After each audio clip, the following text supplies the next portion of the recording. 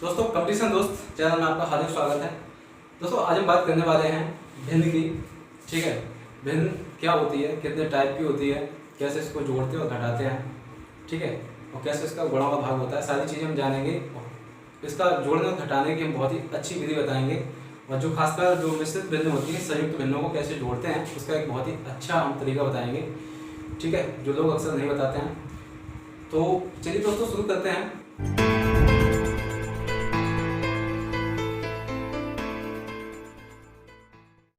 दोस्तों भिन्न क्या है? संपूर्ण का कोई निश्चित हिस्सा भिन्न कहलाता है। संपूर्ण का मतलब कोई चीज़ है, जैसे कोई चीज़ अपने आप में हर चीज़ संपूर्ण होती है। जब तक हम उसके रेफरेंस में कोई बात ना कहें तब तक वो चीज़ को हम क्या मान के चलते हैं? संपूर्ण, होल मान के चलते हैं, एज ए होल। ठीक है, तो जैसे कोई संपूर्ण चीज़ है तो उसका हम कुछ हिस्सा अगर बाहर निकाल दें, कुछ हिस्से की बात करें, तो वो संपूर्ण का जो पार्ट होता है उसको हम भिन्न कहते हैं। ठीक है, भिन्न क्या है दोस्तों? जैसे एक एग्जाम्पल के थ्रू आपको समझाते हैं। जैसे मान लो हमने एक सर्किल ले लिया, इस सर्किल के हमने इक्वली 4 पार्ट कर दिए। ठीक है, हमने इक्वली 4 पार्ट कर दिए, एक पार्ट को हमने छायांकित कर दिया, शेडेड कर दिया। तो अगर हमसे पूछा जाए कि ये शेडेड एरिया जो है वो कितना है, मतलब फ्रैक्शन में वो कितना है, तो हम क्या कहेंगे? भाई हमने इस सर्किल को 4 इक्वल पार्ट में डिवाइड किया, यानी अगर बात करें तो संपूर्ण कितना हो गया? 4। ठीक है, संपूर्ण जो होता है उसको हम नीचे लिखते हैं डिनोमिनेटर में। ठीक है, अब जिसकी हम बात कर रहे हैं उसको हम लिखेंगे ऊपर, यानी अगर ये छायांकित भाग की अगर हम बात करें तो ये कितना हो जाएगा? 1/4। ठीक है, इसी तरीके से मान लेते हैं कि हमने मान लो ये एक कोई मान लो सर्किल होता है। ठीक है, और हमने इसके 5 पार्ट इक्वल कर दिए होते। ठीक है, 1 2 3 4 5 इक्वल पार्ट है, जिसमें मान लो हमने 2 पार्ट को छायांकित कर दिया होता। ठीक है, तब हमसे पूछा जाता तो उसकी फ्रैक्शन क्या हो जाती है दोस्तों? 2/5, मतलब 5 इसका टोटल है। ठीक है, 5 इसका टोटल है और उस 5 में से 2 भाग छायांकित है, तो हम इसको कह सकते हैं कि इसकी फ्रैक्शन क्या बनेगी? 2/5। आई होप इतनी बात आपको समझ में आ गई होगी कि भिन्न क्या होता है। ठीक है, भिन्न दोस्तों संपूर्ण का एक निश्चित हिस्सा भिन्न कहलाता है। अब बात आती है कि भिन्न जो लिखी जाती है उसका नोटेशन क्या होता है, कैसे इसको लिखा जाए? दोस्तों ये जो लिखा है इसको अगर हम ऊपर वाली संख्या को p मान लें और नीचे वाली संख्या को q मान लें, तो ये जो होता है भिन्न का नोटेशन होता है। और जो ऊपर वाली संख्या होती है इसको हम कहते हैं अंश, और जो नीचे वाली संख्या होती है इसको हम कहते हैं हर। इंग्लिश में इसी चीज को कहते हैं न्यूमरेटर और इसको कहते हैं डिनोमिनेटर। ठीक है, एक न्यूमरेटर होता है ऊपर वाला और नीचे वाला डिनोमिनेटर होता है। तो भिन्न का ये फॉर्मेट, कोई भी संख्या अगर इस फॉर्मेट में लिखी है तो हम उसको भिन्न कह सकते हैं। ठीक है, अब ऊपर वाली संख्या अंश होती है, नीचे वाली संख्या हर होती है। तो अंश और हर के आधार पर हम भिन्नों को 2 भाग में बांट सकते हैं, 2 भागों में हम इसको बांट सकते हैं। क्या है वो भाग, चलिए जान लेते हैं। दोस्तों अगर कोई भिन्न है तो 2 कंडीशन बन सकती हैं, 2 कंडीशन बन सकती हैं। एक ये कंडीशन बन सकती है कि ऊपर वाली संख्या छोटी हो और नीचे वाली संख्या बड़ी हो, या एक ये कंडीशन बन सकती है कि ऊपर वाली संख्या बड़ी हो और नीचे वाली संख्या छोटी हो। ठीक है, तो 2 कंडीशन बन सकती है, उसी के आधार पे भिन्नों को बांटा गया है। तो वो 2 टाइप क्या है? एक है उचित भिन्न, एक है उचित भिन्न। पहला भाग जो है उचित भिन्न है, इसको हम कह सकते हैं प्रॉपर फ्रैक्शन,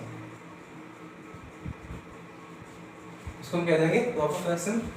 और दूसरा है अनुचित भिन्न, इसको हम कहेंगे इम्प्रॉपर फ्रैक्शन। ठीक है, इसको हम कह देंगे इम्प्रॉपर फ्रैक्शन। दोस्तों उचित भिन्न क्या है? उचित भिन्न जब भिन्न का अंश जो है ना वो हद से छोटा होगा। ठीक है, अंश जो है ना, अंश क्या है? p को हमने माना, तो अंश जो है ना जब हद से छोटा होगा तो हम उसको कहेंगे उचित भिन्न, और जब अंश हद से बड़ा होगा तो हम उसको कहेंगे अनुचित। ठीक है, अनुचित भिन्न। तो इसके हम एग्जाम्पल ले लेते हैं। जैसे हम इसके एग्जाम्पल लें अगर, तो क्या कह सकते हैं? हमने मान लिया 2/3 है, 5/7 है, 11/13 है। ठीक है, तो ये क्या है? उचित भिन्न है। अब इसी तरीके से अगर हम इसको ले लें तो ये क्या हो जाएंगे? जैसे हमने कहा कोई भी यहाँ पे क्या है कि अंश जो है ना हद से छोटा है। ठीक है, अब अगर हम अंश हद से बड़ा लें, कोई भी इस तरीके से भिन्न ले सकते हैं। जैसे 4/3 हो गया, मान लो 9/7 हो गया, और ये मान लो हमने कह दिया 11/4। ठीक है, तो ये है जो ये अनुचित भिन्न। अब दोस्तों इस अनुचित भिन्न का ही एक बदला हुआ रूप है जिसको हम कहते हैं मिश्रित भिन्न या संयुक्त भिन्न। ठीक है, तो ये कैसे बनती है जैसे दोस्तों, भाई इसी का रूप है तो वो किसी ना किसी तरीके से बनाया जाता होगा। तो इसको हम कहते हैं, ये जो लिखा है इस तरीके का फॉर्मेट, इसको हम कहते हैं अनुचित भिन्न। इसी को हम सिंप्लीफाई करके लिख देते हैं, उसको हम कहते हैं संयुक्त भिन्न। संयुक्त भिन्न मतलब अनुचित भिन्न को संयुक्त भिन्न में बदलते कहते हैं। कैसे हैं वो आप लोग समझ लें। जैसे मान लो हमने एक फ्रैक्शन ली है 11/4, मतलब नीचे वाली संख्या का हम भाग कर रहे हैं 11, तो हम इसको भाग करके देख लेते हैं जरा कितना आता है। अगर हम इसमें भाग देंगे तो 2 बार तो भाग चला जाएगा पूरा, और 3 ही आ जाएगा रिमाइंडर। ठीक है, तो इस अनुचित भिन्न को हम संयुक्त भिन्न में कैसे बदलते हैं, जितना पूरा भाग चला जाए, ठीक है, जितना पूरा भाग चले जाए वो एक इंटीजर बन जाता है। ठीक है, और जो नीचे आपका शेष पद आया है वो न्यूमरेटर में यानी अंश में पहुंच जाता है, तो ये 3 आपका अंश में पहुंच जाएगा, और जिसका हमने भाग दिया है वो डिनोमिनेटर में यानी हर में चला जाएगा।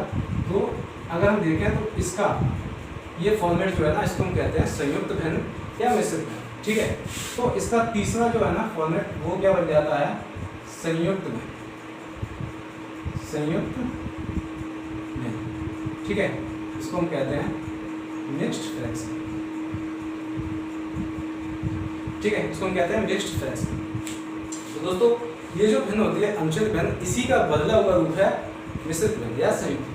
कैसे बदलते हैं, जितनी बार भाग चला जाए वो आपका इंटीजर बन जाता है, और जो शेष आता है वो आपका अंश बन जाता है, और जिसका भाग दिया है वो हर बन जाता है। तो मिश्रित भिन्न की डेफिनेशन दोस्तों क्या हो गई कि एक पूर्णांक तथा एक उचित भिन्न के संयुक्त रूप को हम मिश्रित भिन्न कहते हैं। पूर्णांक ही हो गया, और ये अब जो बन गई है ये उचित भिन्न बन गई। ये पूरी की पूरी जो भिन्न थी वो अनुचित भिन्न थी, इसको हमने कैसे तोड़ दिया, एक इंटीजर और एक प्रॉपर फ्रैक्शन, यानी ये पूर्णांक और उचित भिन्न के रूप में हमने तोड़ दिया, तो ये संयुक्त भिन्न हो गई। अब दोस्तों संयुक्त भिन्न जो भी होती है, हर संयुक्त भिन्न को हम इस तरीके से लिख सकते हैं, जैसे ये है यहाँ पे, तो हम इसको लिख सकते हैं 2 + 3/4। यानी यहाँ पे आपको कभी भी ऐसी कंफ्यूजन नहीं होनी चाहिए कि जब इन दोनों के बीच में कोई चिन्ह नहीं है तो यहाँ पे गुणा का चिन्ह होगा, नहीं, यहाँ पे चिन्ह प्लस का होता है दोस्तों, यहाँ पे चिन्ह प्लस का होता है। तभी हम इसको देखो इस तरीके से लिख सकते हैं कि अगर हम इसको सॉल्व करें तो ये 4 दूनी 8 हो जाएगा, 8 और 3 11, 11/4 जो इसका रूप था। ठीक है, 11/4। तो जब भी आपको एक संयुक्त भिन्न मिले तो संयुक्त भिन्न का जो ये बीच में जो चिन्ह होता है उससे आप कभी कंफ्यूज मत हो। यहाँ पे जो चिन्ह होता है प्लस का चिन्ह होता है, और इसको हम कैलकुलेशन में अपनी सुविधा के अनुसार हम इसको सोच भी सकते हैं, इसको बदल भी सकते हैं। ठीक है, जैसे मान लो कभी कभी एक क्वेश्चन पूछा जाता है आपका एसएससी में क्वेश्चन कई बार पूछा गया पिछले एग्जाम्स में। जैसे हमने कहा एक संख्या है 99 सही 98/99 और गुणा कर दिया है 99। तो इसका क्या मतलब है दोस्तों कि इस पूरी की पूरी संख्या में 99 का गुणा है। बहुत से लोग क्या कर देते हैं कि 99 से 99 काट दें, ये गलत है, क्योंकि इसमें ये संख्या भी तो जुड़ी है भाई, और लोगों को कन्फ्यूजन क्या हो जाती है कि ये संख्या गुणा में लिखी है इसलिए आप 99 से 99 काट सकते हो, लेकिन ऐसा नहीं है। हम इसका जो प्रॉपर रूप है वो क्या है, 99 + 98/99। ठीक है, आप इस पूरे में गुणा होगा 99। अब हम सेपरेटली गुणा कर सकते हैं, एक बार 99 का इसमें हो जाएगा और एक बार इसमें हो जाएगा, तब 99 से 99 कट जाएगी। ठीक है दोस्तों, तो इस तरीके से आप समझ गए होंगे कि संयुक्त भिन्न क्या होती है, मिश्रित भिन्न क्या होती है। अब दोस्तों हम देखने जा रहे हैं कि इन भिन्नों को हम जोड़ते और घटाते कैसे। दोस्तों देख लेते हैं कि किस तरीके से भिन्नों को जोड़ा या घटाया जाता है। तो भिन्नों को जोड़ते या घटाते समय एक केस ये बन सकता है कि जब सभी भिन्नों के हद समान, यानी नीचे वाली संख्या जिसको हम डिनोमिनेटर भी कहते हैं, अगर सभी भिन्नों की वो संख्या नीचे वाली हद समान होगा तो क्या तरीका है दोस्तों, एक एग्जाम्पल के थ्रू हम समझते हैं। ठीक है, जैसे हमने कहा दोस्तों 3/7 + 5/7 और प्लस 6/7। ठीक है, हमने दोस्तों ये 3 फ्रैक्शन ले ली और हमें इनको अगर जोड़ना है तो हम क्या करेंगे। ठीक है, तो अगर सभी भिन्नों, दोस्तों बहुत ध्यान से समझना, अगर सभी भिन्नों के हद समान होते हैं, जैसे जितनी भी भिन्न हैं, अगर दी गई भिन्नों के अगर सभी भिन्नों के हद समान है तो ऐसी भिन्नों को हम समरूप भिन्न कहते हैं, लाइक फ्रैक्शन कहते हैं। ठीक है, अगर लाइक फ्रैक्शन हमसे जोड़ने के लिए कहा जाए तब क्या होता है दोस्तों, तो हम क्या करते हैं, नीचे जितना डिनोमिनेटर है, जितना हर है, उसको नीचे लिख लेते हैं। ठीक है, ठीक है। उसके बाद हम सीधी सीधी ऊपर वाले न्यूमरेटर यानी अंश अंश सारे के सारे अंश एक साथ जोड़ देते हैं, यानी हम इन सबको एक साथ ऊपर जोड़ सकते हैं 3 + 5 + 6। ठीक है, तो ये कितना हो जाएगा, तो 3 + 5 + 6, ये 3 5 8 और 6 14 हो जाएगा, यानी 14/7 इसका आंसर आ जाएगा 2। ठीक है दोस्तों, तो अगर दी गई सभी भिन्नों के हद समान हो तो ऐसी भिन्नों को हम कहते हैं लाइक फ्रैक्शन या समरूप भिन्न। तो ऐसी भिन्नों को जब हमसे जोड़ने के लिए कहा जाए तो हम क्या करते हैं कि सारे के सारे अंश एक साथ हम ऊपर जोड़ देते हैं और नीचे डिनोमिनेटर सेम आ जाता है। जितना नीचे सभी का डिनोमिनेटर है उतना ही इस भिन्न का, इसके योगफल का भी डिनोमिनेटर वही आ जाता है। क्लियर। अब दोस्तों एक केस ये भी, चलो एक एग्जांपल और देख लेते हैं। जैसे हमने कहा 11/8 + 5/8 + 7/8। मान लो ये 3 भिन्न है, अगर हमें जुड़ना है तो नीचे तो 8 आ जाएगा, 8 सबका। अब ऊपर ये सारे जुड़ जाएंगे, 11 5 16 हो जाएगा, 16 और 7 23, यानी 23/8 ये एक फ्रैक्शन बनी। और दोस्तों ये किस टाइप की फ्रैक्शन है, इसको हम कहेंगे इम्प्रॉपर फ्रैक्शन यानी अनुचित भिन्न। अनुचित भिन्न क्यों है कि क्योंकि इसका जो अंश है वो हद से बड़ा है। ठीक है, तो हम इसको इस अनुचित भिन्न को संयुक्त भिन्न के रूप में लिख सकते हैं। ठीक है, कैसे लिखेंगे, हमने सीख लिया है कि हम क्या करेंगे, इसका भाग देंगे, जितने बार भाग जाएगा वो एक इंटीजर बन जाता है, 2 बार भाग जाएगा 2। ठीक है, 8 दूनी 16। अब जो शेष बच गया है 7, वो न्यूमरेटर पहुंच जाएगा ऊपर और नीचे वही आ जाएगा, यानी इसको हम इस तरीके से जोड़ सकते हैं। क्लियर। तो चलिए दोस्तों अब देख लेते हैं अगला केस क्या बन सकता है। दोस्तों दूसरा केस ये बन सकता है कि जब सभी भिन्नों के हद समान ना हो। ठीक है, जब सभी भिन्न जो दी गई हैं, जो हमसे जोड़ने के लिए कहा गया है, उन सभी भिन्नों के अगर हद समान नहीं होंगे तब हम क्या करते हैं। ठीक है, तब हम दोस्तों उस समय हम यूज करते हैं एलसीएम मेथड।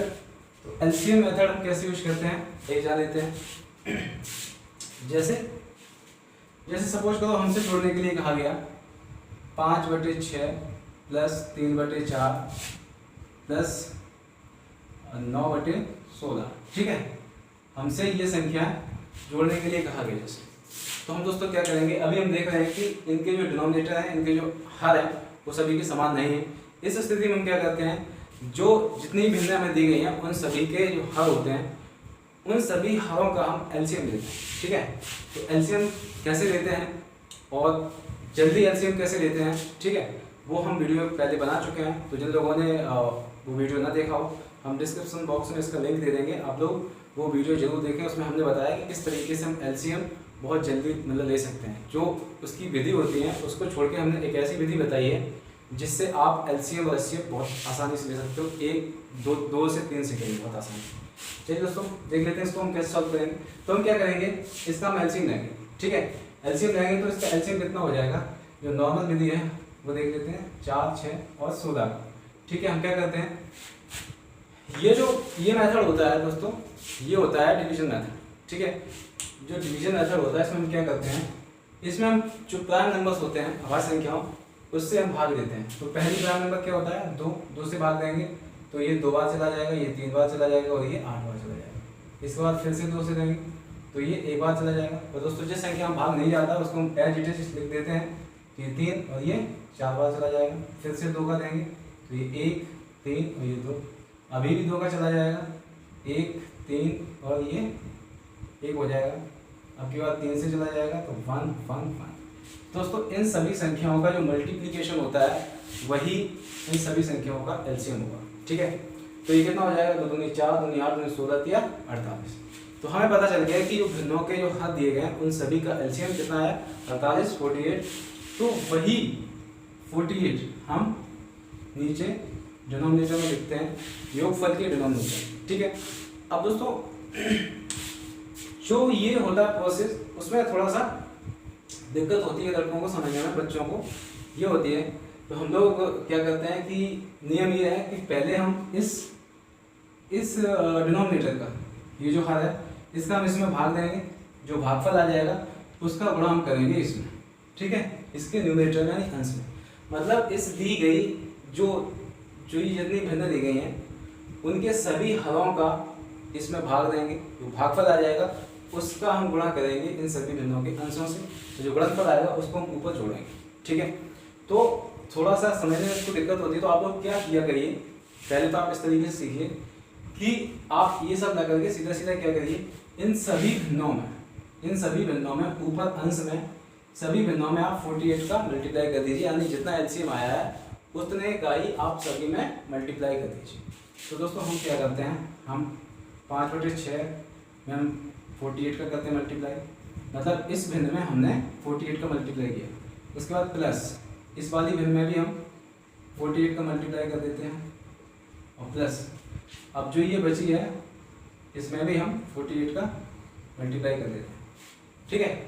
अब दोस्तों ये कैंसिल आउट कर देते हैं, ये 8 बार कट जाएगी और ये 12 बार कट जाएगा और ये 3 बार कट जाएगा। अब आप देख रहे हैं कि नीचे तो 48 आ गया, ऊपर क्या हो जाएगा, 8 पंचे 40 प्लस 12 तिया 36 और प्लस ये कितना हो जाएगा 27, ठीक है। तो अब हम इसको जोड़ देते हैं, 7 तो 6 13 हो जाएंगे, 13 की 3 अंश लगी 1 तो 5 3 8 और 2 10, यानी 103/48, ठीक है। ये फिर से एक भिन्न है, इम्प्रॉपर फ्रैक्शन अंशित भिन्न को हम किस तरीके से लिख सकते हैं, संयुक्त भिन्न के रूप में। तो आप देख रहे हैं कि इसका जो भाग है वो 2 बार पूरा चला जाएगा, ठीक है। 48 तो 96 होता है, उसके बाद 7 बच जाएंगे जो हम ऊपर दे जाएंगे और नीचे कितना हो जाएगा 48, तो इसका आंसर आ जाएगा 2 सही 7/48। दोस्तों अगर मान लो इन सभी में जो है ना सभी के सब एक साथ जुड़ रही हैं, यानी सभी के बीच प्लस का साइन है, हो सकता था यहाँ पे कहीं साइन आपका चेन भी मिल जाए, तो आपका यही तरीका है सेम, ठीक है। जहाँ पे चिन्ह आपका बदल जाएगा वहाँ पे हम वही चिन्ह लिखते हैं। जैसे सपोज करो यहाँ पे चिन्ह होता है माइनस का, तो हम यहाँ भी माइनस का करते हैं, तो ये संख्या यहाँ पे माइनस का 27 घट रही होती है, तब आपका आंसर कुछ और आ जाता है, ठीक है दोस्तों। तो भिन्नों का जोड़ना और घटाना इसी तरीके से हम करते हैं। दोस्तों तीसरा केस क्या बन सकता है, संयुक्त भिन्नों को जोड़ना एवं घटाना, ठीक है। संयुक्त भिन्न क्या होती है दोस्तों, मिक्स्ड फ्रैक्शन। ये मिक्स्ड फ्रैक्शन जो होती है वो अनुचित भिन्न का ही एक बदला हुआ रूप होता है। अनुचित भिन्न को हम सिंप्लीफाई करके लिख देते हैं, जो उसी को हम मिक्स्ड फ्रैक्शन कहते हैं। अगर इस तरीके की जो भिन्न अगर दी जाती हैं हमें जोड़ने या घटाने के लिए, तो उनका तरीका सभी लोग क्या बताते हैं कि पहले हम इसको चेंज करें कौन से फॉर्मेट में, अनुचित भिन्न में। पहले हम इसको चेंज करें अनुचित भिन्न में, जब अनुचित भिन्न हो जाएंगे उसके बाद हम इसको जोड़ें, तो ये और ज़्यादा लेंथी हो जाता है दोस्तों। हम आपको बताते हैं किस तरीके से इनको हम जोड़ सकते हैं। तो उसको समझाने से पहले हम एक छोटी सी चीज़ आपको समझाते हैं, वो आप ये समझ लीजिए कि जब हम एक इंटीजर में से, पहले तो आप ये समझ लीजिए अगर हम 1 में से कोई उचित भिन्न घटाते हैं तो रिजल्ट क्या देता है। थोड़ा सा इसको आप याद भी कर लें, बहुत ज़रूरी चीज़ होती है, बहुत जगह ये काम आती है। जैसे 1 में से हम कोई 1 में से हम कोई अगर प्रॉपर फ्रैक्शन घटाते हैं, यानी उचित भिन्न जिसका ऊपर का अंश जो होता है कम होता है और हर बड़ा होता है। तो जैसे हमने घटाया, मान लो 1 में से 5/8 घटाया, तो रिजल्ट क्या है दोस्तों, इसको आप याद कर लें कि जब 1 में से कोई चीज़ घटती है, 1 में से अगर एक उचित भिन्न घटती है, तो हम क्या करते हैं, उसका जो ऊपर वाला है ना अंश, उसके हर में से उसका अंश घटा के, मतलब क्या करेंगे, हर माइनस अंश बटे हर। ये चीज़ दोस्तों याद करना है आप, बहुत काम की चीज़ है। अभी इसका यूज कहाँ कहाँ होगा आपको बताएंगे, ठीक है। तो जैसे हम इस तरीके से किसी कोई भी भिन्न अगर 1 से घट रही होती है तो हम उसका आंसर तुरंत दे सकते हैं। इसका तरीका तो ये होता है कि आप 8 को गुणा 1 में करिए, फिर उससे 5 घटाइए और नीचे लिखिए 8, ठीक है। आप ऐसे भी कर सकते हैं, आप 8 से सीधा सीधा 5 घटाइए तो आपका आंसर क्या आएगा, 3/8, ठीक है। मान लो 1 में से हमने 7/8 घटा रहे हैं, तो 8 से सीधा सीधा घट जाएगा 7, तो यानी 1/8 इसका आंसर होगा। मान लो 1 से हमने 3/4 घटाया, तो 4 से घट जाएगा, यानी 4 से 3 घट जाएगा 1/4। मान लो 1 से हमें घटाना है 5/13, तो 13 से 5 घट जाएगा, यानी 8/13। दोस्तों ये एक ही के केस में है, ठीक है, एक ही केस में है। इसका यूज हम दोस्तों कहाँ करेंगे, जैसे कभी हमारे सामने कैलकुलेशन करते समय इस तरीके की चीज़ें अगर बन जाए, मान लो 8 माइनस 5/9, ठीक है। और आप क्या करेंगे, आप इसको पहले इससे गुणा करेंगे, फिर इसको हटाएंगे, ठीक है। तो हम इसको देखो ऐसे सोच सकते हैं, इस चीज़ को हम कैसे सोच सकते हैं, इस 8 को हम लिख सकते हैं 7 + 1 और माइनस क्या है 5/9। अब दोस्तों हम इसको सेपरेट, अभी हम आपको ये समझाने के लिए सब लिख रहे हैं, जब आप ये चीज़ समझ जाएंगे तो तुरंत यहीं से इसका सीधा सीधा आंसर निकल रहे हैं। अभी हम क्या कर रहे हैं, हम समझाने के लिए हमने मान लो 8 को लिख दिया 7 और 1, ठीक है, तोड़ के। अब आप देख रहे हैं कि ये जो है ना, ये वही फॉर्मेट बन गया जिसको हमने सीख रखा है पहले से। अगर हमें 1 माइनस कहीं भी दिख जाएगा तो हम तुरंत उसको सॉल्व करना हमें आता है। तो हम क्या करेंगे, हम ये जानते हैं कि 7, इसको हम तुरंत सॉल्व कर देंगे कि 9 से अगर 5 जाएगा तो 4/9 हो जाएगा, यानी इस पूरे का आंसर आ जाएगा 4/9। अब दोस्तों हमने ये भी चीज़ आपको बता रखी है कि अगर इस तरीके से कोई फ्रैक्शन लिखिए, मान लो अगर 7 से 4/9 जैसे कोई भिन्न है तो हम इसको इस तरीके से भी लिख सकते हैं 7 + 4/9। अगर इस तरीके से कोई भिन्न अगर लिखिए तो हम इसको इस तरीके से भी लिख सकते हैं, ठीक है। तो ये जो आई है, लोग क्या करते हैं, मान लो सॉल्व करते आई, अब वो क्या करेंगे 7 का गुणा करेंगे 9 में, ठीक है, 9 7 63 और 4 वो क्या करेंगे सॉल्व इस तरीके से करेंगे, 9 यहाँ पे आ जाएगा इसमें। अब क्या करेंगे 9 × 7 63 + 4, उसके बाद फिर सॉल्व करेंगे 67/9। अब वो फिर से इसमें भाग देंगे, तब वो क्या करेंगे 9 7 63, 4 ऊपर आया 7 से 4/9। आप देखो क्या इतना हम ऐसे घूम के जाएं या हम सीधा सीधा ये जो चिन्ह है प्लस का यही केवल मतलब हटा दें सीधा सीधा, ठीक है। तो ये ज़्यादा बेटर है कि इतना हम घूम के जाएं। तो हमने ये चीज़ पहले आपको समझा रखी है कि अगर इस तरीके से कोई भिन्न मिक्स्ड फ्रैक्शन जो होता है उसका जो इंटीजर होता है और जो उसका जो प्रॉपर फ्रैक्शन होता है उसके बीच में जो चिन्ह होता है वो प्लस का चिन्ह होता है। दोस्तों ये लिखा नहीं जाता है लेकिन इसके बीच में प्लस का चिन्ह होता है। हम अपनी सुविधा के अनुसार कैलकुलेशन में कहीं भी इसका यूज कर सकते हैं। हम इसको इस फॉर्मेट में भी चेंज कर सकते हैं या इसको इस फॉर्मेट में चेंज कर सकते हैं अपनी कैलकुलेशन को आसान बनाने के लिए, ठीक है। तो समझ लीजिए हमने जैसे ये सॉल्व करते करते यहाँ पे आ गए थे तो हम सीधा सीधा ये लिख सकते हैं, ना कि इतना सॉल्व करते हुए यहाँ पे। ठीक है दोस्तों, तो आई होप ये चीज़ आपको समझ में आ रही होगी। तो हम शुरू करते हैं संयुक्त भिन्नों को जोड़ना एवं घटाना। ठीक है दोस्तों देख लेते हैं एग्जाम्पल कि कैसे हम मिश्रित भिन्नों को जोड़ते हैं। जैसे हमने कहा 3 सही 5/12 एक भिन्न है, दूसरी भिन्न मान लो 5 सही 7/16 माइनस 3 सही 5/8। ठीक है, इनको हमें जोड़ना है। इसको देखो जो बताया जाता है वो कैसे बताया जाता है कि हम इनमें पहले इनको अनुचित भिन्न में चेंज करें तो 12 3 36 5 41/12 ये हो जाएगा। अब इसको हम चेंज करेंगे तो कितना हो जाएगा 16 5 80 और 7 87/16 और इस ये क्या हो जाएगा 8 3 24 और 5 29/8। अब देखना ये कितना कैलकुलेटिव होने वाला है। इनका एलसीएम लेंगे हम तो 48 हो जाएगा। अब हम क्या करेंगे इस डिनोमिनेटर में इनके डिनोमिनेटर से हम इसमें भाग देंगे तो 12 × 48 होगा, 48 हो जाएगा। 4 बार जाएगा भाग। अब उस 4 का गुणा हम इसमें करेंगे। अब आप देखिए 4 का गुणा 41 में करना थोड़ा सा टफ है, मतलब एकदम किसी को नहीं आता है, कैलकुलेट मतलब करेगा। तो चलिए ये आ भी गया। इसके बाद हम क्या करेंगे 16 का भाग देंगे, 3 बार जाएगा, फिर 3 का 87 में करेंगे, कैलकुलेटिव ये भी है। इसी तरीके से हम इसमें देंगे तो 6 बार जाएगा, फिर 6 का गुणा 29 में करेंगे, ये भी कैलकुलेटिव। आप ऐसे ना करके इस तरीके से जब मिश्रित भिन्नों को करेंगे तो बहुत ज़्यादा अच्छा लगेगा आपको।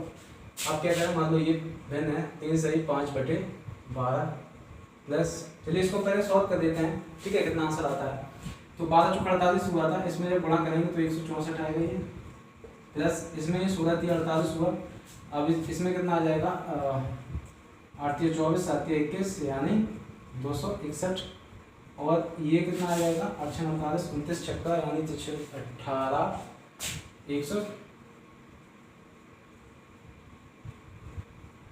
174 हाँ 174 हो जाएगा।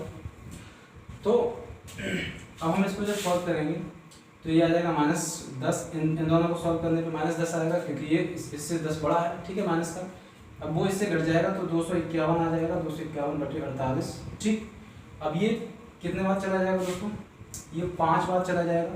ठीक है, तो जब ये 5 बार चला जाएगा तो 240 के बाद 11 शेष बचेगा, यानी 11/48। ठीक है। अब दोस्तों इस तरीके से हम देखते हैं करके, 3 सही 5/12 था, प्लस 5 सही 7/16 माइनस 3 सही 5/8। दोस्तों ये तरीका क्या है, इसमें आप क्या करेंगे कि जो सभी इंटीजर हैं इनको हम एक साथ जोड़ देंगे अलग, और जो सारी की सारी उचित भिन्न है उनको हम सेपरेटली अलग जोड़ेंगे। तो हम अगर इनको जोड़ें तो क्या होगा, ये 3 + 5 और -3। ठीक है। और प्लस ये कितना हो जाएगा, अब इन सभी भिन्नों को जोड़ेंगे ये वाली। ठीक है, ये और तो ये कितना हो जाएगा 5/12 प्लस 7/16 और माइनस 5/8। और दोस्तों ये देखो 3 5 8 8 में से 3 आएगा 5, यानी 303 कैंसिल हो जाएगा सीधे सीधे, यानी 5 बचे। प्लस अब इसमें देखें कि इन सभी का एलसीएम आ जाएगा 48।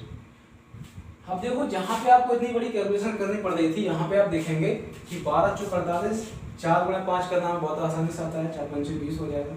अब 16 × 48, 3 × 7 = 21 भी हमें बहुत अच्छे से आता है।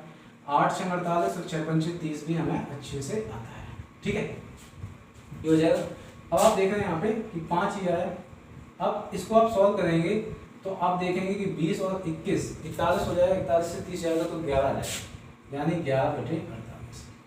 अब आप वही गलती फिर मत करना इसके बाद कि आप इन दोनों का गुणा करें, उसमें फिर 11 जोड़ें। अरे भाई सीधा सीधा इसका आंसर यही है, 5 सही 11/48।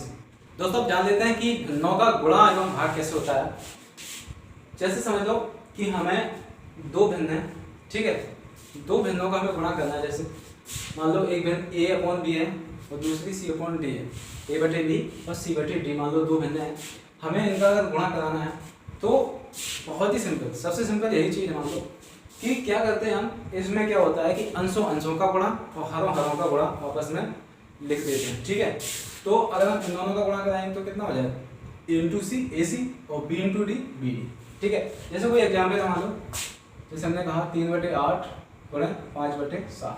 ठीक है, मान लो ये दो संख्याओं का हमें गुणा करना है तो हम क्या करेंगे, सीधा सीधा 3 × 5 यानी 15 और 8 × 7 यानी आपका हो जाएगा 56। ठीक है, तो 15/56 इसका आंसर है।